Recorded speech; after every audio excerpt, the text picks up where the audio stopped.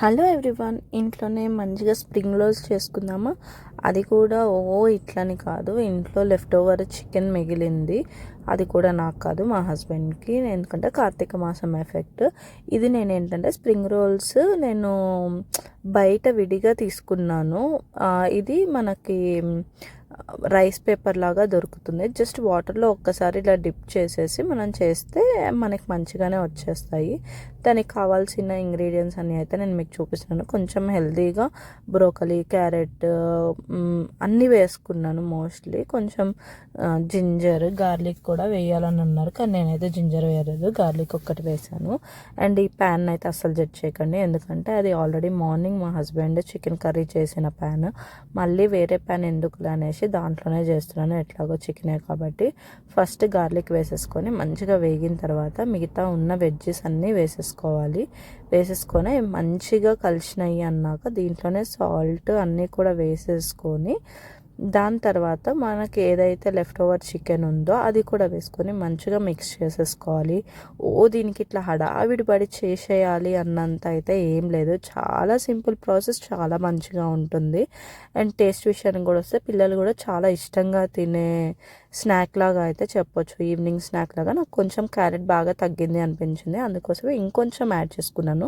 Carrot నేను ఏంటంటే ఇట్లా తురిమేసి నేను డీప్ ఫ్రిడ్జ్లో పడేస్తాను, ఎప్పుడు కావాలంటే అప్పుడు యూజ్ చేసుకోవచ్చు. దీంట్లోనే సాల్ట్, లైట్గా పెప్పర్ అన్నీ యాడ్ చేసేసుకోవాలి మన స్పైస్కి తగ్గట్టు అండ్ టేస్ట్కి తగ్గట్టు. మనం మధ్య మధ్యలో టేస్ట్ కూడా చూసుకుంటూ చేసేయటమే. అండ్ ఇది మొత్తం వేసేసిన తర్వాత చెప్పాను కదా, సేమ్ మన లెఫ్ట్ ఓవర్ చికెన్ కూడా వేసేసుకొని మంచిగా కలిపేసుకోవాలి. ఇలాంటివి ఎందుకు ఇంత కష్టపడటం, బయటకు పోయే తీసుకోవచ్చు కదా అంటే, ఆల్రెడీ లెఫ్ట్ ఓవర్ ఉన్నప్పుడు దాన్ని వేస్ట్ చేసి మనం బయట తీసుకోవడం అయితే అది గుడ్ ఐడియా కాదు కదా, అందుకోసమే నేను ఇలా అన్నాను. అండ్ చికెన్ కూడా వేసుకున్న తర్వాత మంచిగా కలిపేసేయాలి దీన్నంతా మంచిగా. అండ్ కలిపేసుకున్న తర్వాత ఏదో ఒక సాస్ అయితే వేయొచ్చు. నా దగ్గర ఆ రోజు అంతగానంగా ఏం సాసులు లేవు ఇంట్లో, అందుకోసం మొన్న నేను బయటికి వెళ్ళినప్పుడు ఏదో తీసుకున్న సాస్, కొంచెం హాట్ సాస్ ఉంటే అది వేసుకున్నాను. మీరు ఇంట్లో ఏదన్నా వేరే సాస్లు ఏమన్నా ఉన్నా కానీ if you want you can, but mostly sauces అనేవి స్కిప్ చేయటం అయితే చాలా మంచిది హెల్త్కి. అండ్ ఇంట్లో చేసుకున్న సాస్లు అయితే మీ ఇష్టం. ఈ రైస్ పేపర్ అయితే నేను ఫస్ట్ టైం యూస్ చేస్తున్నాను, నాకు ఇదివరకు అంత తెలియదు దీని గురించి, అందుకోసం ఫస్ట్ అయితే ఒక మిస్టేక్ అయింది. నేను ఎక్కువ నానబెట్టేసినాను దానివల్ల నాకు అది అసలు చేయటానికి రాలేదు, అసలు అతుక్కుపోతున్నట్టు అట్లా అయింది. బట్ తర్వాత నాకు అర్థమైంది అది ఎట్లా చేయాలి ఏంటి అనేది. చూసారు కదా, నాకు కింద ఇట్లా స్టిక్ అయిపోయేసరికి నాకు అర్థం అవ్వలేదు ఏంటి ఇట్లా స్టిక్ అయిపోతుంది అనేసి.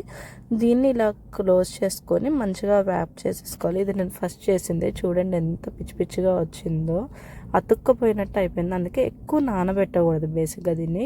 ఈ చూడండి నెక్స్ట్ చేసి చాలా బాగా వచ్చాయి. ఇలా చేసుకొని కావాలంటే స్టీమ్ చేసుకోవచ్చు, లేకపోతే ఎయిర్ ఫ్రైర్ చేసుకోవచ్చు. నేనైతే ఎయిర్ ఫ్రై చేసుకున్నాను, బట్ నా సజెషన్ అయితే ఏంటంటే ఎయిర్ ఫ్రై కంటే మీరు స్టీమ్ చేసుకుంటే బాగుంటుంది అనిపించింది. నేనైతే టేస్ట్ చూడలేదు, కానీ మా హస్బెండ్ చెప్పిన మాట అయితే అది. అండ్ మీరు కూడా ట్రై చేసి ఎలా ఉంది ఏంటనేది కామెంట్ సెక్షన్లో కామెంట్ చేయడం అస్సలు మర్చిపోకండి.